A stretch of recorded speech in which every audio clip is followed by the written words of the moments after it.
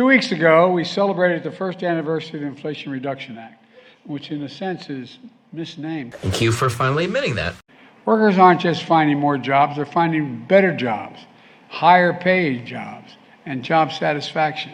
This is the reality of the American economic situation right now. While you often hear this White House tout that earnings are up, well, not when you account for inflation. It's gobbling everything right up. Under this president, real average hourly earnings are down 2.63%. And Bidenomics is just another way of saying restoring the American dream. Gas prices are hovering around historic highs for this time of year. The price of school supplies has risen almost 24% over the last 2 years. Mortgage rates are now at their highest level in 21 years. More Americans are turning to loans to help pay for everyday expenses. The average price of a new car in this country, I mean, I actually didn't believe it. We had to double check it. This is according to Kelley Blue Book. It's approaching $50,000. Americans have burned through nearly all the savings they built up during the pandemic. A drug company that makes a drug here in America, if it's sold in Chicago, you can buy the same drug in Toronto or Paris cheaper than you can buy it in Toronto.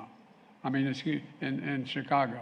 I want to thank, of course, our nation's champion, President Biden, for your leadership and commitment to lowering costs for working families in every way.